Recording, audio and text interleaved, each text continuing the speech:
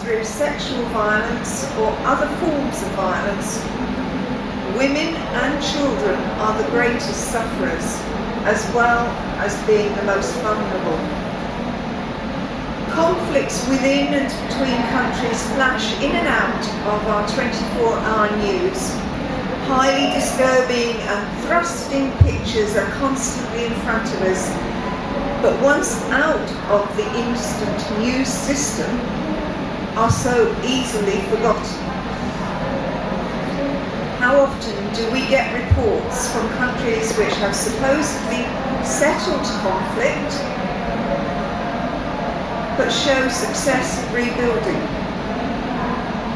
Or is that because the reality on the ground doesn't fit with agreements by political leaders and there is continuing tension, even flare-up of conflict, which demoralises communities and undermines efforts to rebuild?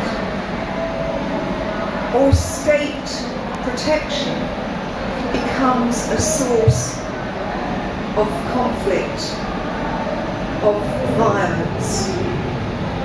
If we look at the UN position over the last few years, this is hardly a new topic.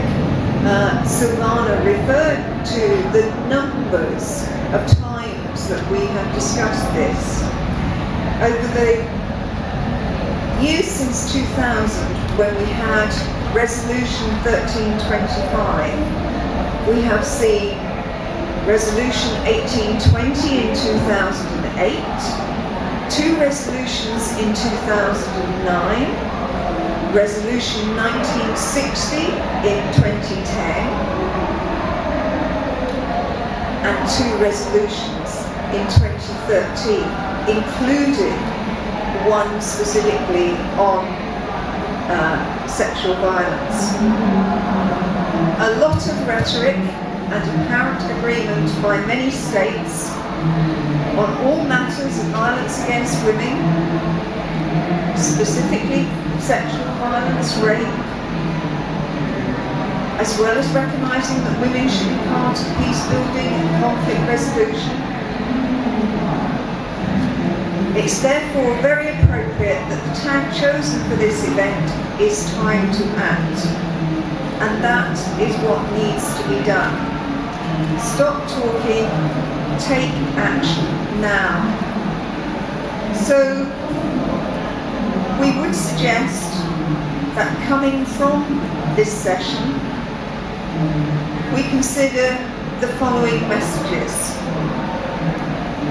That we call on all governments to sign up to and implement the proposed protocol on sexual violence in conflict. That we call on all governments to adopt good practice in helping survivors to rebuild their lives as full citizens, including providing adequate and appropriate resources to support women and children. And that we call on all governments to sign up to and fully implement UN Resolution 1325, which calls for participation of women in peace building after conflict.